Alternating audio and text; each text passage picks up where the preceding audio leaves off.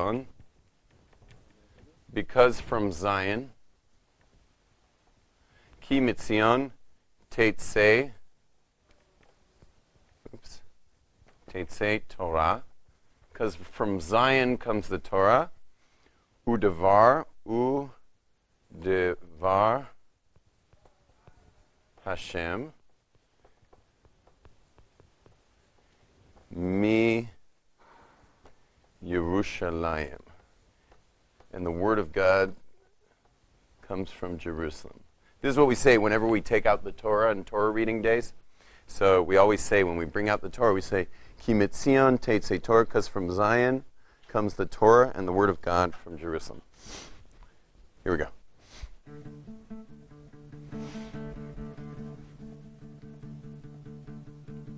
In the city of gold, I left a little prayer pressed inside your walls of stone. And I pledged my heart to carry out your will if you'd only make it known. Patiently you waited until I could hear the tune. Ki Mitzion Teitzei Torah Udevar Hashem Mirushalayim. Ki Mitzion Teitzei Torah Udevar Hashem Mirushalayim. When the desert night sweeps the seven gates and the stars light up the sky, I can hear your voice whispering on the wind when I stop to hear the cry. From Jerusalem, your inspiration feeds a hungry world. Ki Mitzion Teitzei Torah Udevar Hashem Mirushalayim. Ki Mitzion Teitzei Torah Udevar Hashem Mirushalayim. You see, Jerusalem is like such an amazing place. Everything's so organic here. You know, your Judaism's organic here. You even notice how at home you feel? It's not normal, guys. You're in the Middle East, but you're like walking around like you own the place because you're just home here. And you'll notice your vices disappear. People don't even notice things they normally do all day aren't going on now. Even all the surfing I used to do, like I didn't even notice. Golfers who golf all day, totally forget, like whatever happened to golfing. Television addicts are like, haven't seen a TV in weeks, don't care.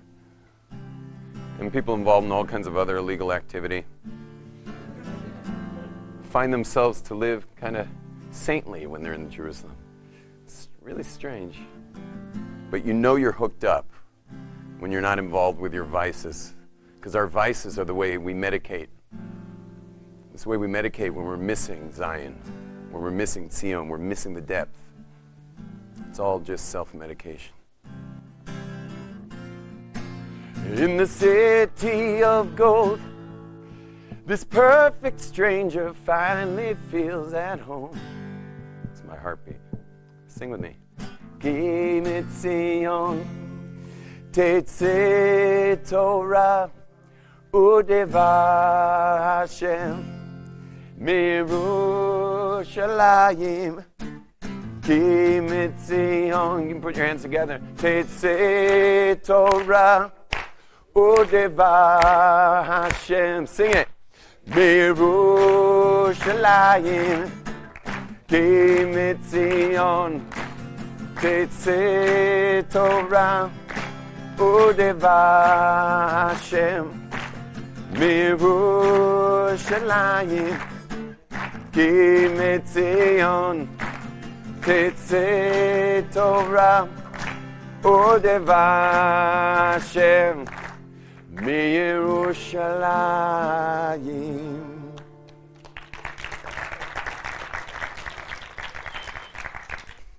What we're going to do right now is, because of all my Kabbalistic studies, I've found that I've been able to wrap things up in like a really tight, neat, and clearly understood package in short amount of time. So we only have a short amount of time, but watch this. What we're going to do first is the proof of God in 25 seconds.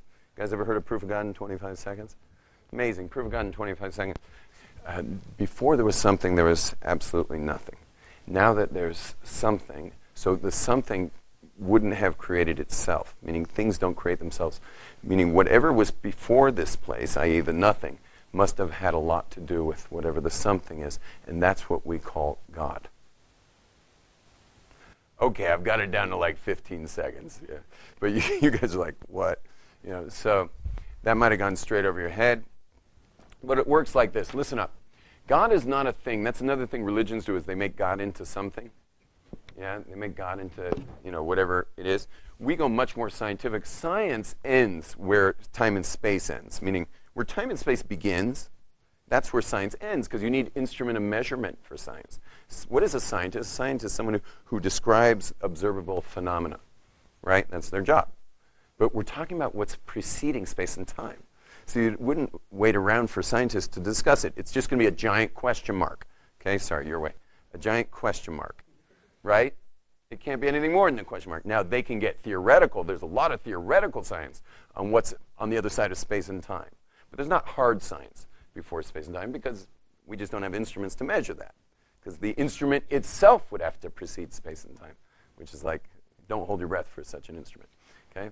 So they leave it as a question mark. Religions tend to answer that question. And Judaism tends to what? Leave it as a question mark. We have no idea who God is. No idea. It's the craziest thing. Like, here I am, like, living my life for this being that I have no idea what it is. We don't know what it is. We really don't know what it is. We know the world didn't make itself. That's crazy, right? That's too big an assumption, right? If you're being intellectual, you want big assumptions or little assumptions? If you're being intellectual, you want as little assumptions as possible. So, first of all, what it is that precedes space and time, we're going to leave as a question mark. Judaism does not define it, okay? And what it is, and the fact that the world didn't make itself, because that's such a ridiculous statement that the world would have made itself. Okay, worlds don't make themselves, just like nothing makes itself. Everything you'll ever see is an effect of a previous cause, right? Everything in the entire creation is always the effect of a previous cause, which is the effect of a previous cause, which is the effect of a previous cause, all the way down. So why in the world would we think that the effect of creation wouldn't have had a previous cause? Now, obviously, it had a previous cause, and that's what we call God. Okay, God is that cause. What God is, we have no idea. No idea. We don't know what God is. And that's really amazing, because a lot of atheists who, like the way I was raised, a lot of atheists say, hey, I don't know what that God is, but I don't want to buy into who you say God is, when I know you're probably making it up, or someone made it, or someone came out of a cave and made it up, but someone's making it up. And when I discovered in Judaism that we don't make it up, we leave it as just, we don't know. There's no way to know what it is. So let's get it on the board. There's going to be 6 steps. And by the 6th step, you should be levitating. Okay? By the 5th step. Okay? So 6 steps. 4, 5, 6.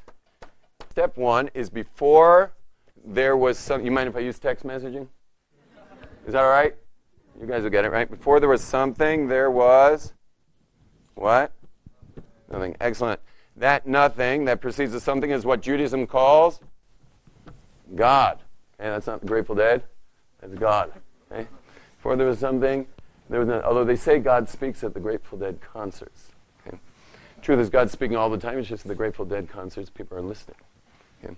So so nothing, right? Before there was something, there was nothing.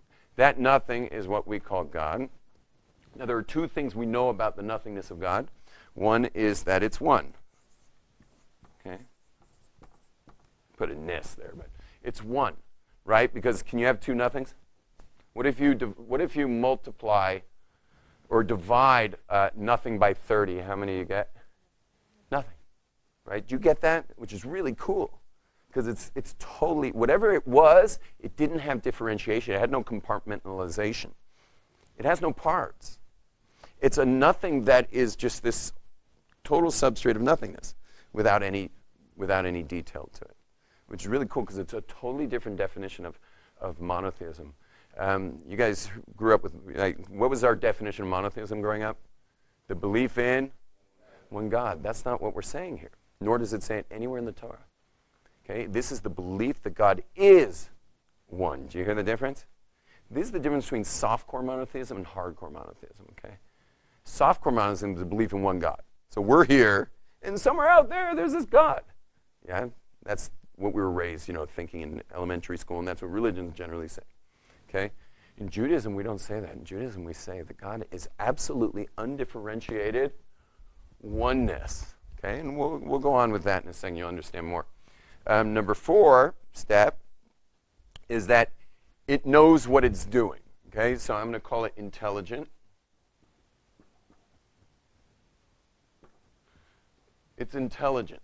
Okay, it knows what it's doing. When I say this, you could use any word, conscious. It's conscious of what it's doing. It's got intention in what it's doing because it created the entire universe. Okay, so it seems to know what it's up to. It also has incredible control because it should create actually more chaos, yet it creates more order.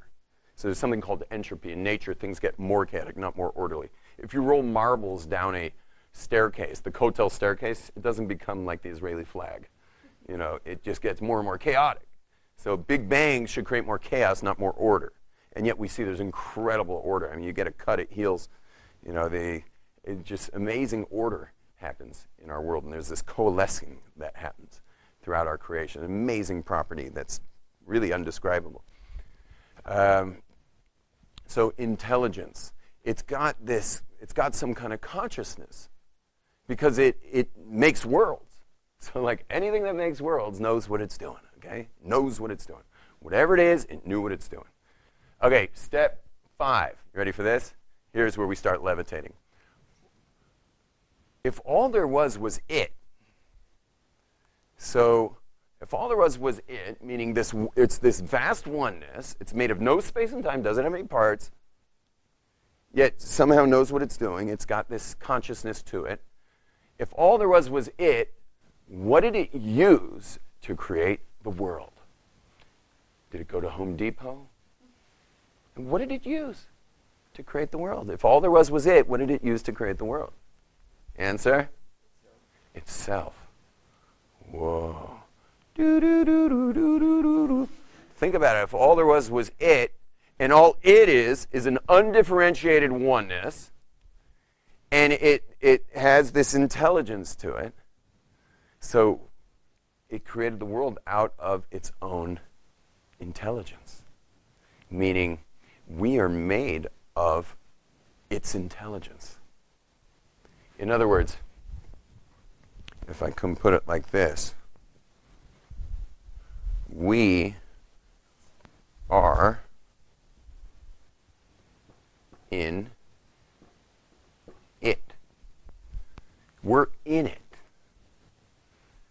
And this is where Kabbalah really takes off. This is where it gets really interesting. There's tons and tons of study of this. This is what I'm mostly studying is how we're somehow in it. But it's really cool. And by the way, it can't be any other way. Because the second you say we're not in it, that means we're separate from it, and it's no longer one, meaning it's no longer undifferentiated. You get that? Meaning the second you say that God is separate than creation, what you're saying is God ends and creation begins, which means he's no longer infinite. Because infinite beings are unlimited by, what's the dictionary saying? Unlimited by space and time. So if you want to say that God ends and space and time begins separately, so God's now limited from space and time. I know there's a wild concept for the morning. You know, you're not used to thinking that. Nor am I used to playing songs in the morning and singing. But but get that again. If you say that God creates the world and, you know, he stops here and then there's space and time, you're basically saying God now has an edge, border, a limit, which means God is finite, which is not at all what obviously we're saying here.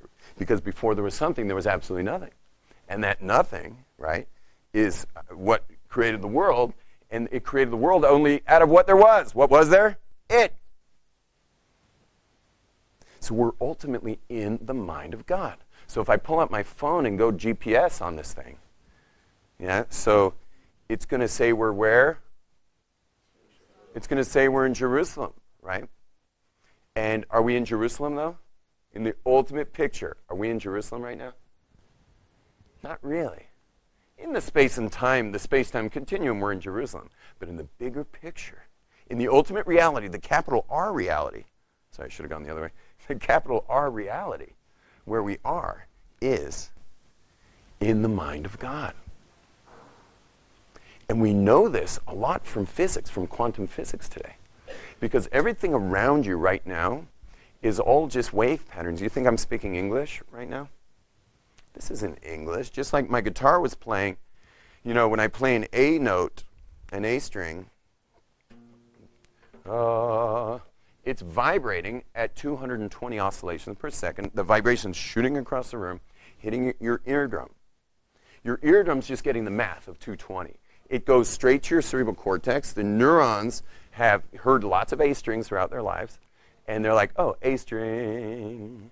And it's same with my English. You think I'm speaking English right now? This isn't English. This is all math. It's all math. I'm just sending out wave patterns. In fact, my vocal cords are right now vibrating at 220 oscillations per second. And as I speak to you in all these different frequencies, they're shooting across the room, hitting your tympanic membrane in your ear, shooting up to your cerebral cortex. Ones and zeros are turning it back into English. In other words, you're great at math. You're doing tremendous math right now.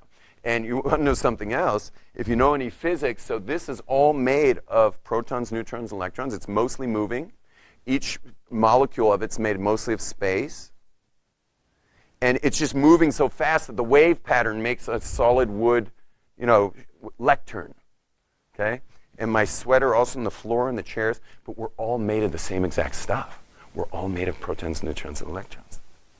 And this is what I like to call the cosmic diamond, if you will.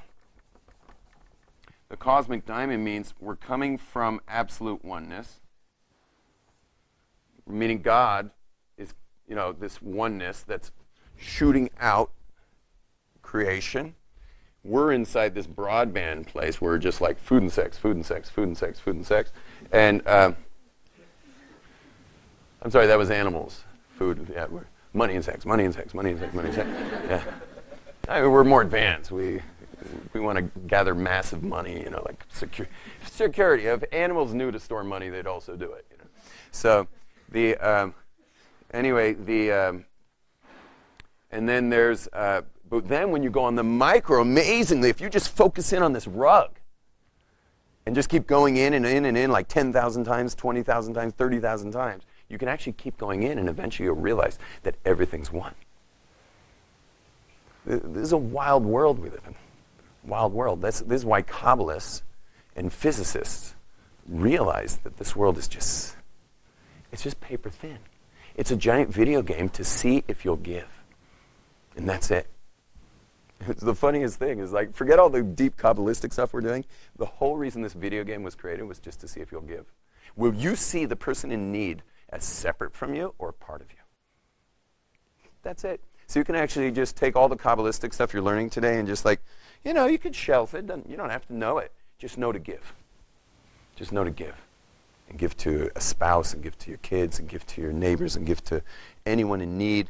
Realize your life's for service. You know all the NDEers, you know what NDE is? Near-death experience guys?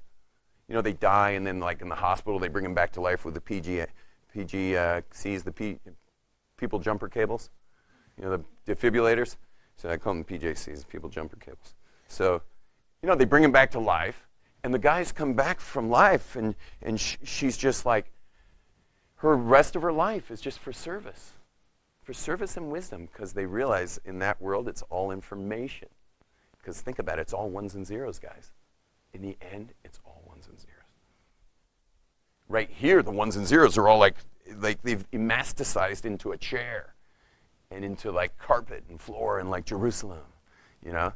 But when these NDEers die, they go brain dead and heart dead and everything, and they now move into the information world. It's amazing. They all come back totally interested in knowledge.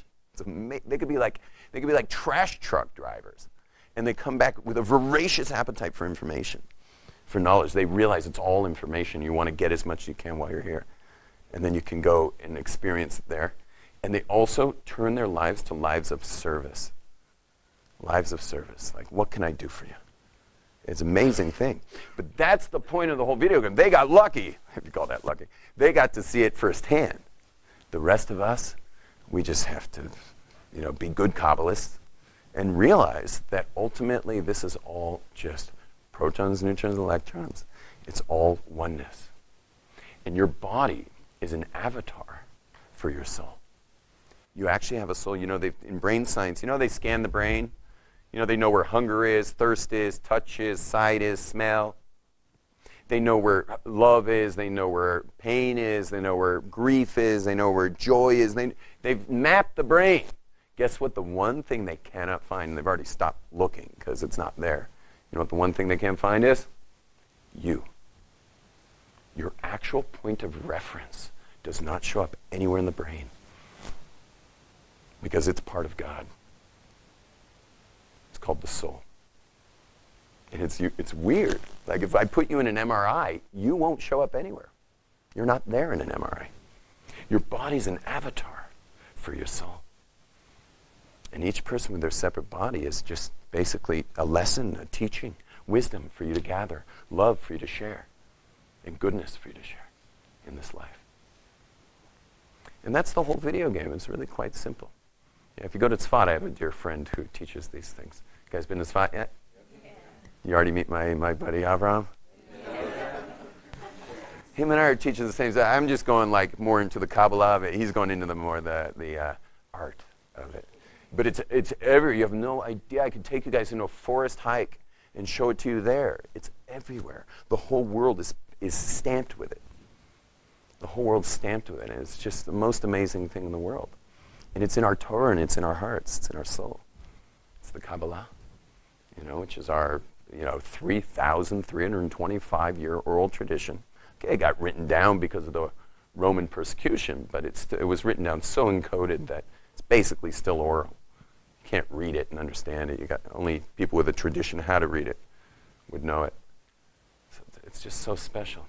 So that's that we are in it. Okay, you guys get that we're in it? Watch, I'm going to swim through it now. Okay? We're in it. Okay? I'm walking on it. You understand? Whoa. It's everywhere. And you're like, and the crazy thing about it is you're the star of it. Think about it. Wherever you go, you're the star of it. If you walked out of here to the hall outside, you'd be like, oh my gosh, he's right. I am the star of it. Which is the coolest thing in the world. You're the star of it. Say Shema before you go to sleep at night. Like I grew up doing that, and I kind of dropped it. When I was a little kid, I did it, but then I dropped it. But I got it back. But it's amazing. You could go to bed at night and just be like, Shema Yisrael, and then right before you fall asleep, you go, good night. It's everywhere. It's so awesome. And the place it probably is most concentrated of all is in beer. Beer. Benjamin Franklin said that beer is how we know God loves us. And I'm on this whole campaign that people are not ready to say blessing. We say blessings on all our food and everything. We have a million blessings on rainbows, blessings on thunder, lightning. We've got blessings on particularly ugly people. We have everything. Seriously, you find a particularly ugly person. Please hold still. You pull out your prayer book and you're like, particularly ugly person. Hold still, please. There it is. Okay. Baruch atah. You're the one.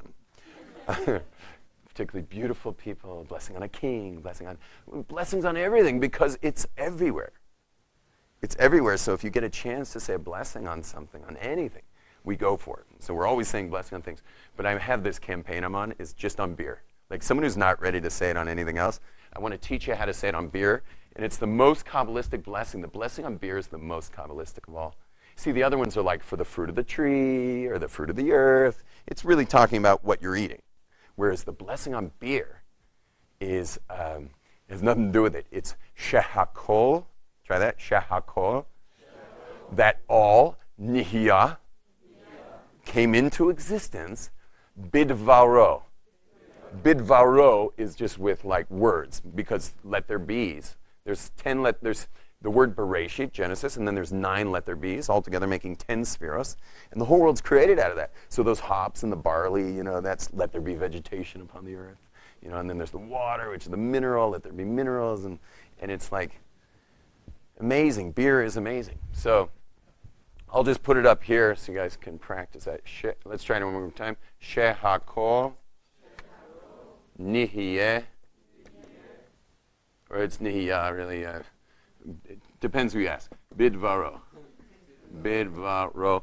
Shehakol, that all came to being. Bidvaro. And yeah, I said it this on my coffee. Anything drinking except for wine and grape juice. So I said on my coffee in shul on Shabbos.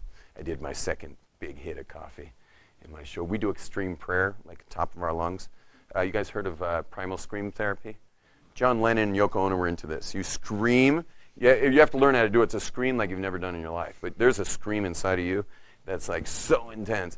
And if I couldn't do it now because it takes a while to warm up. But anyway, what we've done is we've applied primal scream therapy to the Jewish prayer book. And it is so awesome. I mean, it takes forever. But by the time you're halfway through, you're already like, you're like a moth to a light bulb. You're just kind of, your tears streaming down your face. It's amazing. Anyway, so I went in for my second fuselage, shooting off into outer space. And so I said, Shako, Nia, Bidvalo. And this Hasidic guy comes up to me and after I said the he says, Amen. He says, Shako. It's like everything. And I was like, yes. Come on, Nick. So anyway, number 6 is, it is not us. Okay? It is not us. What?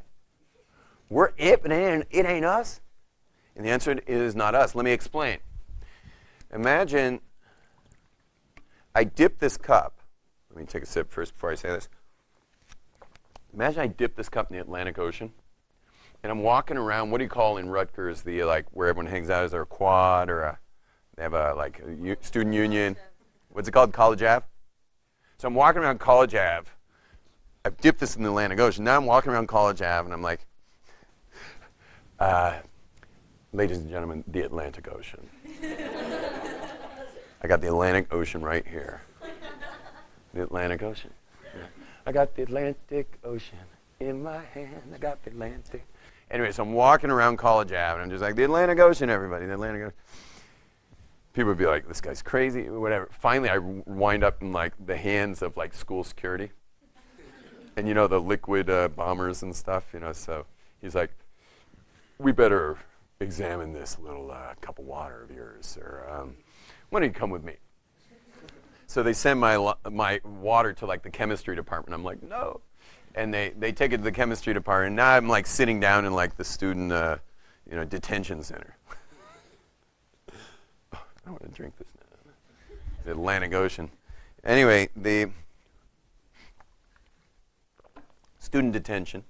And the guy's asking me questions, so how long have you felt this way about your cup of water? Like what are you, my psychologist? It's Atlantic Ocean. Anyway, finally a guy comes out in a white lab coat with a clipboard, and the officer is like, okay, what's in the cup? And he says, sir, that's the Atlantic Ocean. Can I go now? Yeah.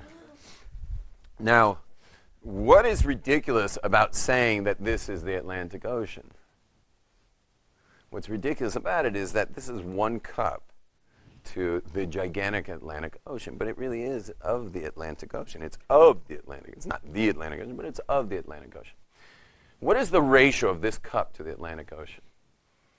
It's a giant. I mean, there is a ratio, but I happen to know what it is. I checked it out before I got here. It's a 1 to a godzillion, because only God knows how many zillions of cups would be in the Atlantic Ocean. Okay, 1 to a godzillion. But I'm going to ask you a question. This is a deep question. I'm going to ask you, which is the bigger ratio? You ready for this? This is a crazy question. This cup to the entire Atlantic Ocean, or the entire expanding space-time continuum to an infinite being that it's expanding into? Which one's the bigger ratio? And the answer is the expanding universe into an infinite being is the bigger ratio. And the truth is, it's not a fair question because there is no ratio. It's an infinite being to a finite world. But it's definitely bigger than a cup. Finite cup to a finite ocean. Okay? We're not it. You get that? That's number 6. Sorry, we are it. It's not us. It's infinitely beyond us. Is that clear? It's infinitely beyond us. So it's us, but sorry. We're it, but it's not us. Is that clear? And this is amazing because in the Torah you'll see that it says that God is God. You know, that's steps 1 through 5. God is God. But what's the second commandment of the 10 Commandments? Good job, guys. The first commandment is the numbers 1 through 5. Okay, that's the first commandment. The second commandment of the Torah is you shall have no other gods, meaning don't ascribe power to any other thing. Okay, make that your power. No other power. Lo yelechem Elohim achirim. You shall have no other gods before me. Which is number 6. Don't point to any one thing in the physical world and ascribe power to it. It's true the sun's very powerful. We need it. Photosynthesis, warmth, gravitational pull. It's great. Yeah, we love the sun. But we don't bow to it. Okay? You know what we call any yoga people here? Yeah, we have yoga, Aish yoga here. So you know what we call in yoga, it's called the sun salutation. Yeah, you know what they call it here in Israel? They call it Yedei Moshe, the hands of Moses. Yeah, the hands of Moses that were up all day during the fight with Amalek, you know, the battle on the way out of Egypt. So we need the sun. The sun's very important. Can't live without it. Don't bow to it. Okay, you get that? Don't point to any one thing and ascribe it power. That's number 6. Because even though it is of God, but God isn't it. God's not a sun. He's not you. He's not a person. God is some kind of infinite being. We have no idea what it is. Okay? It's just whatever precedes the world. Okay? And it not only precedes the world, but it is causing the world to strobe into existence via ultimately nuclear, ballistic, primordial utterances of let there be's. By the way, what if he stopped saying for a second, listen to this, what if God stopped saying for a second, let there be vegetation upon the earth? Right now, if God just said that. He just stopped saying, let there be vegetation upon the earth. You know what would happen right now? I'd be wearing no undergarments. Okay? Thank God I'm wearing a wool sweater, because that's let there be animals upon the earth. It's wool. It's made of sheep. Okay? My pants are made of wool. I'm in good shape. Okay? Some of you guys would be stark naked right now. Okay?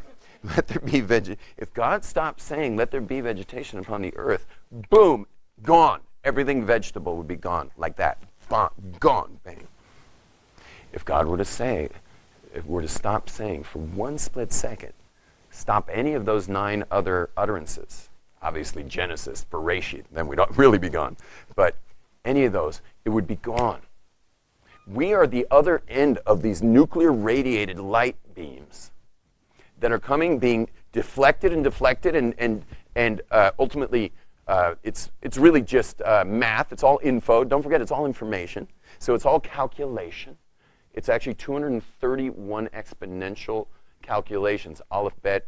It's Aleph bet, Aleph gimel, Aleph dalet. It's an algorithm Bet Aleph, Bet Gimel. It goes through 231 permutations, but the math gets gigantic.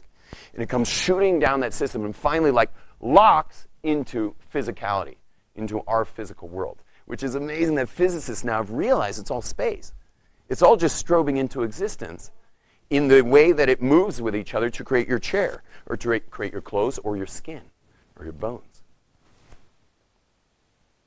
So we are in this cosmic, amazing reality. And the last thing is just don't ascribe power to any of it. Always make God the power.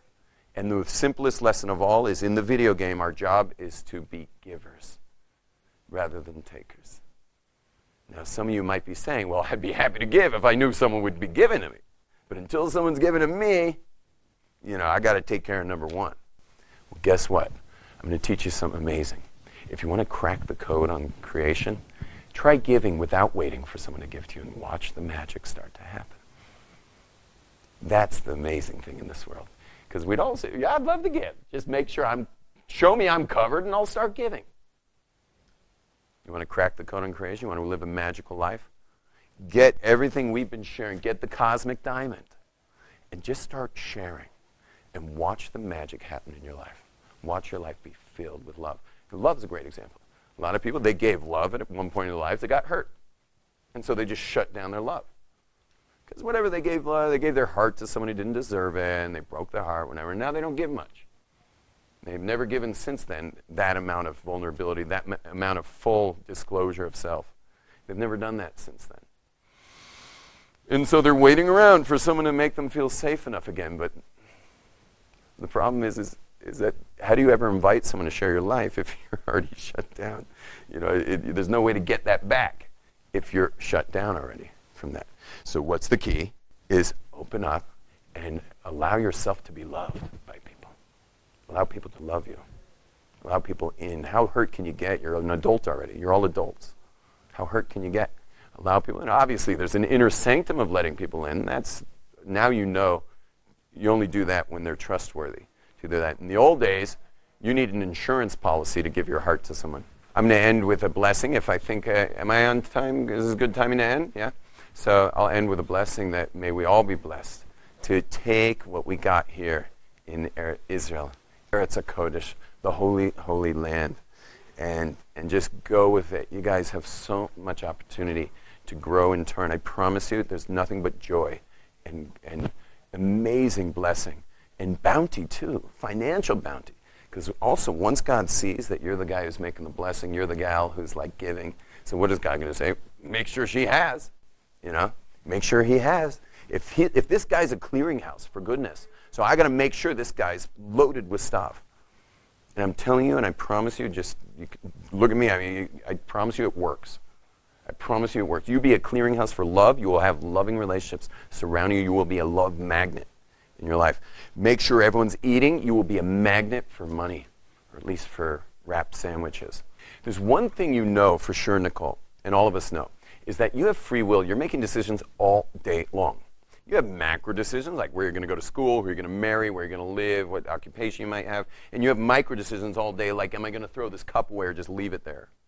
Right? We have macro, micro choices all day long. Now, now it's just an illusion. Yet the one thing I know is that I have choices all day long. So whatever this being is, it would have to have a pretty sick sense of humor to have given me all this choice when it all doesn't matter anyway. So the answer is, Nicole, is that you're actually judged for your experience of this world in all the choices you'll make throughout it, and you're here to make good choices. And you'll notice you're always given an equal and opposite negative choice, like I don't want to share the sandwich, and I don't want to throw away the cup, and I don't want to stay in Israel and learn Torah. You're given that part of you in order to give power to the choice of I do want to give half my sandwich, and I do want to throw away that cup, and I do want to learn Torah in Israel after birthright. Yeah? You're given that choice, meaning that's what makes life powerful. If you say I love you to someone, the power that you're going to feel if they say it back is that they could have not said it back. So since, Nicole, you know and I know, your life's full of choices, so really this whole illusion's really all about the choices you'll be making in your life. And that's what it's all about. And when your avatar dies, I bless you, avatar should live on Mayavestream, 120 years in good health. But when your avatar dies, your soul will go up with a gigantic number 2 pencil Scantron sheet. I'm serious. A giant number 2 pencil Scantron sheet, and it's going to go into the great computer in the sky of every choice you made throughout your whole life, of whether it was giving or taking. That's it. No fire and brimstone or anything. Just, put the Scantron sheet in and see how you did. And think I would have Yom Kippur. That's the other side of the number 2 pencil. What's that part? The eraser. Yeah. Yom Kippur. We have Yom Kippur because Jews can, God commands us so much that we would have so many bugs on our windshield by the end of our road trip that you wouldn't be able to see anymore. So God, just for Jews, because we have, 613 commandments, which really are just 613 hyperlinks, because it's really about 55,000 laws. And so we have to have this full factory reset every Yom Kippur. What's the worst day of the year to die as a Jew?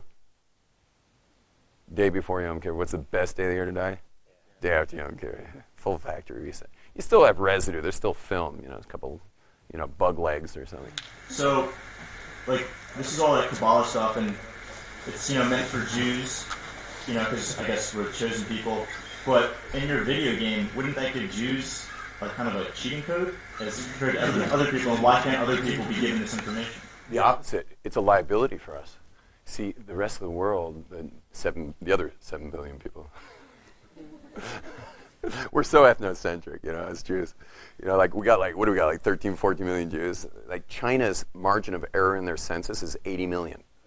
We all walk around like we own the place. So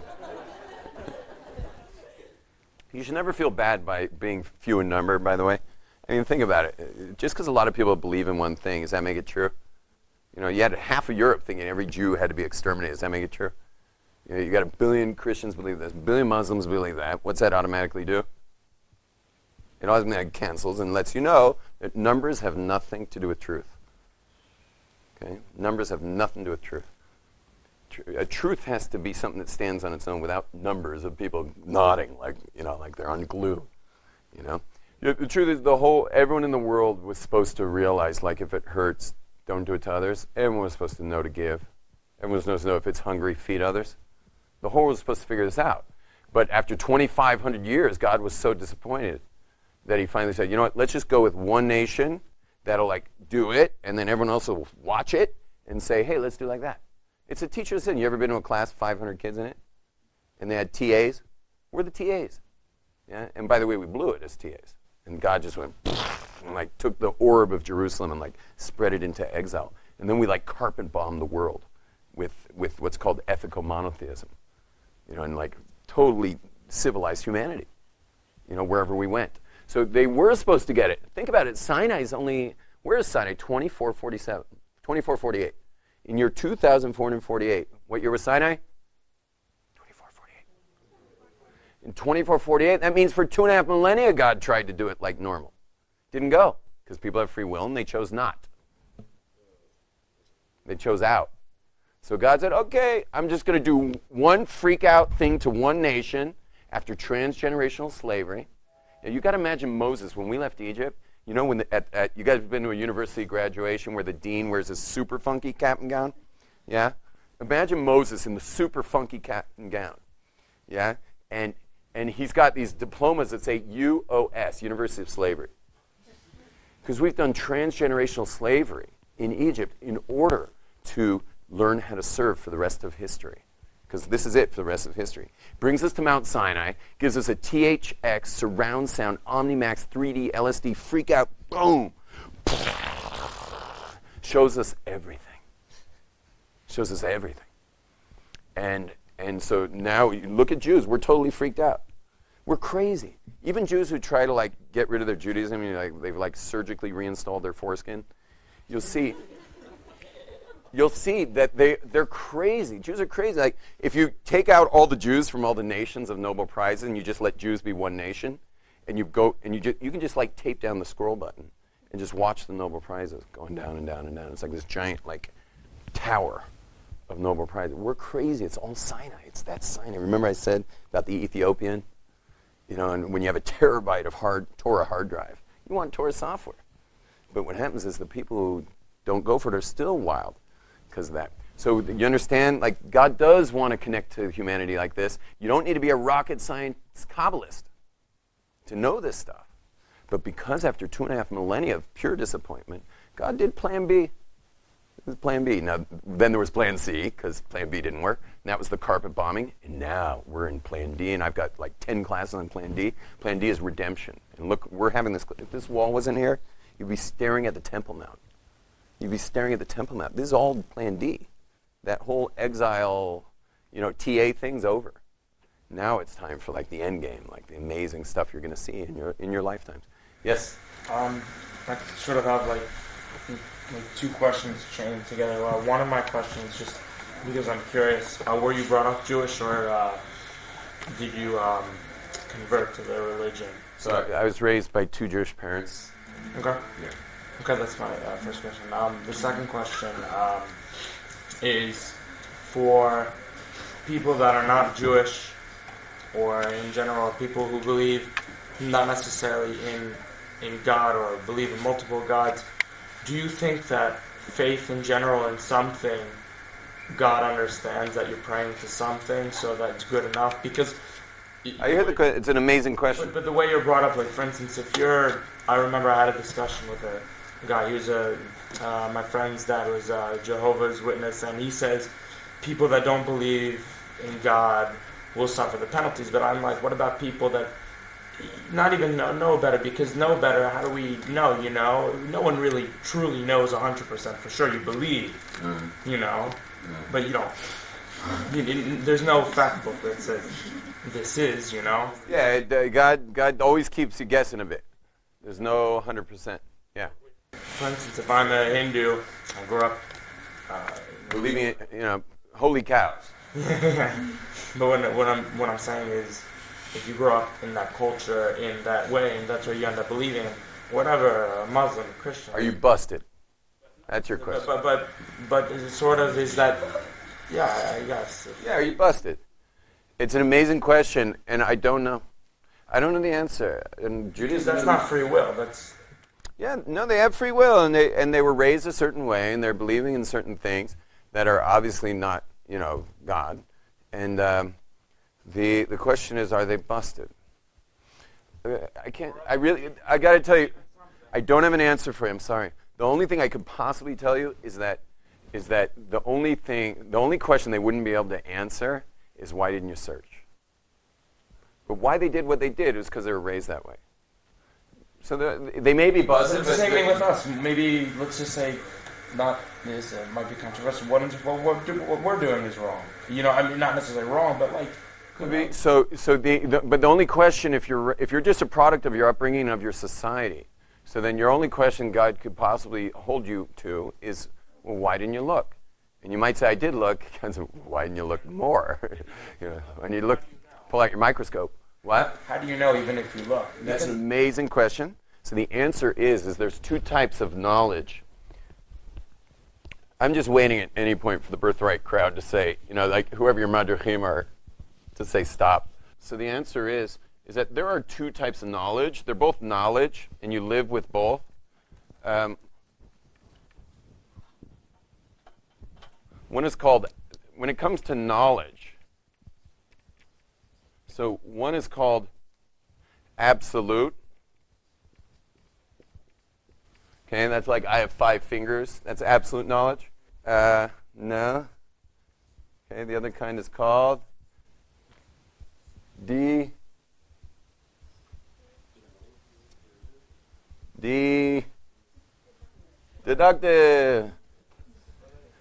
You deduced it.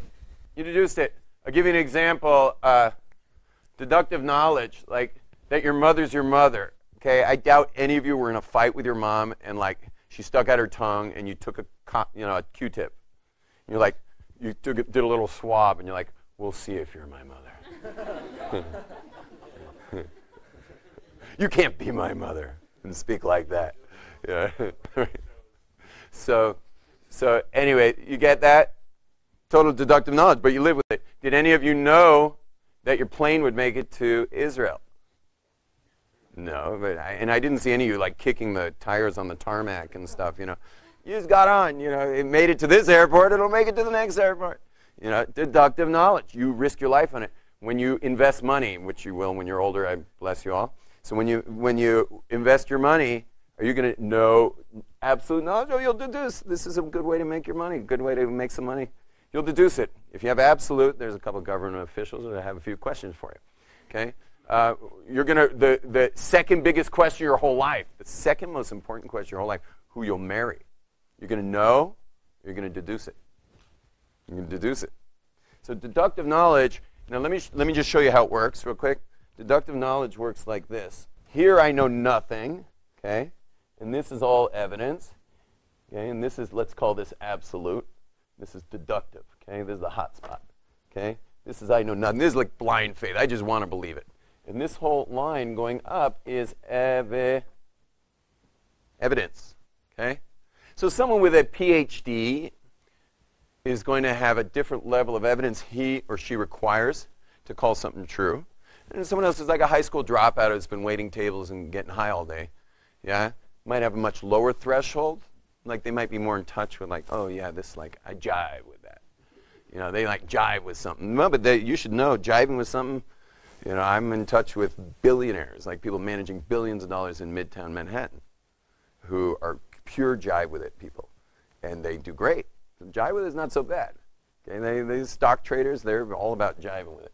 Okay? So but anyway, you got these jive with it here. And this is more intellectual, but eventually you call it true. You get that? You call it true. I would risk my life.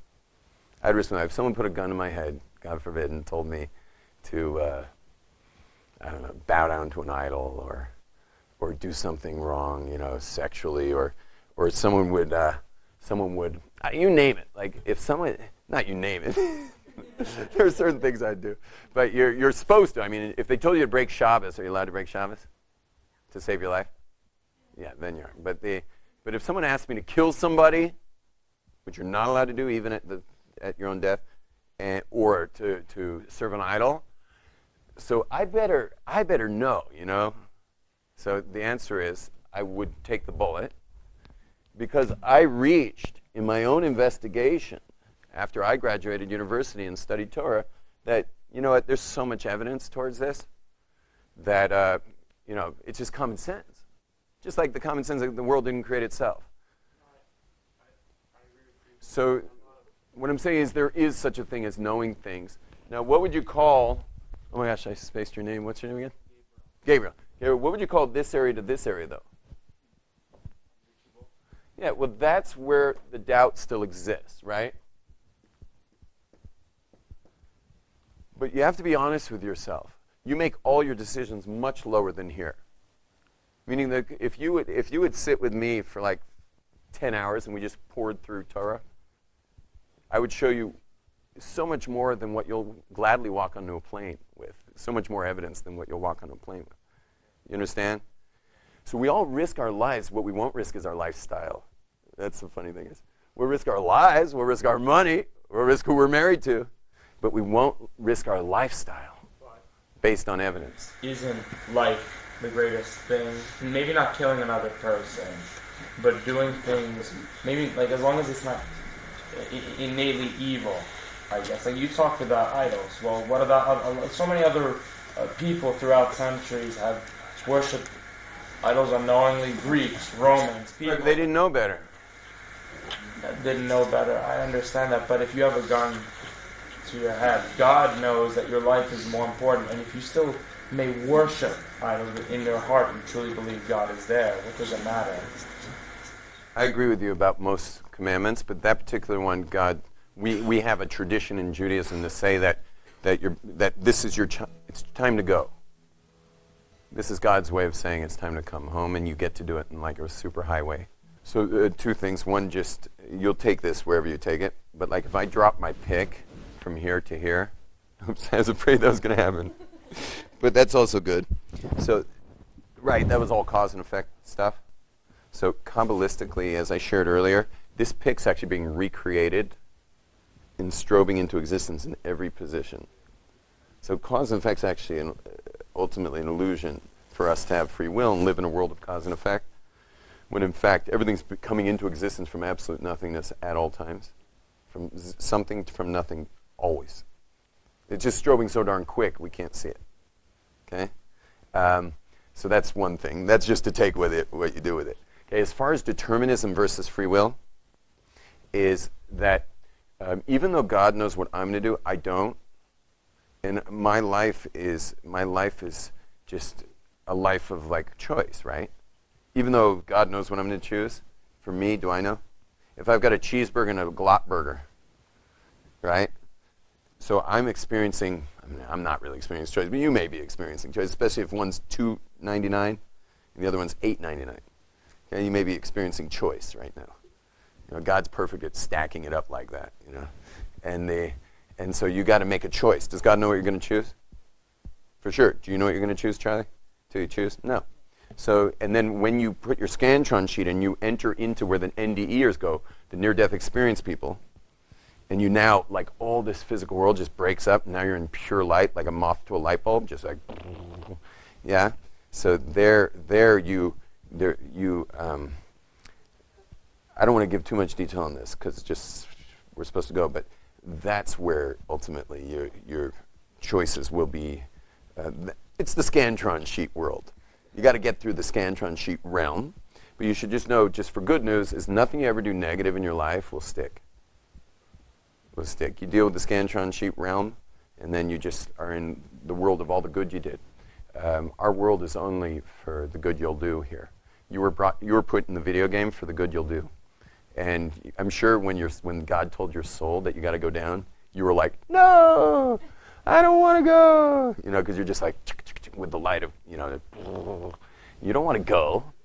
So you're like, I'm not going. And God's like, I'm sorry, but like, you know, it's the perfect family. It's the perfect generation. You know, you'll have the exact sibling order that you need. Like, it's everything you need. And we've waited for like 345 years for this. Perfect scenario. Go. And you're just like, okay. You know, and all of a sudden you're like in the fetus. It's the 40th day after conception that goes into the fetus. And now it's like, you know, in a fetus, just like, whoa. You know, what's going on here? So, but one of the things you'd say when you said no is that there's too much liability. There's so much liability. I mean, I'm a good guy. I try to only do good things. I just taught a class 2 nights ago. For 2 hours. That whole 2 hours, I was blocking a driveway. It's not a driveway. Meaning I was parking in a normal parking spot. But it was a way into a courtyard. And it was a real parking spot with lines. It was a way into a courtyard where a crane waited for 2 hours to lift couches up into an apartment. A few millennia ago, the words were carved in stone. The single greatest gift mankind would ever see. In your image we were cast not to ever be alone. And you gave us a working world to show your love eternally. Given the precious connection, we have the opportunity. Passing it on, or we will lose it forever. Look into our people, that's you. Look into our people. Take a little time to be a new beginning, or the end of the line.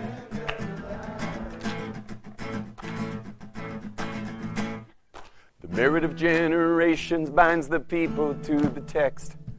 Our ancestors have given their lives for the right to say a prayer. So how is it we're gonna pass this blessing to the next? No, most of us cannot recall the reason we should care. Quietly stand on the sidelines. Slowly we throw it away.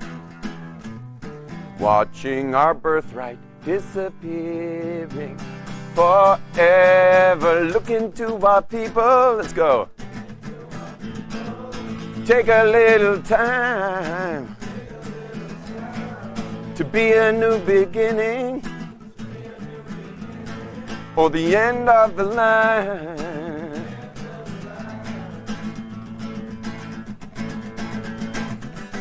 Ooh, ooh, oh. Ooh, ooh, oh. The merit of generations binds the people to the text. Our ancestors have given their lives for the right to say a prayer. So how is it we're gonna pass this blessing to the next, when most of us cannot recall the reason we should care?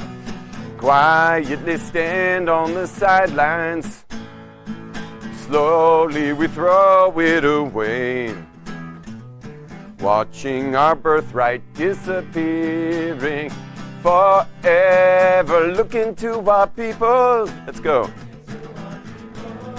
Take a little time to be a new beginning, or the end of the line. Look into our people, look into our mission. Don't deny our children their beautiful tradition.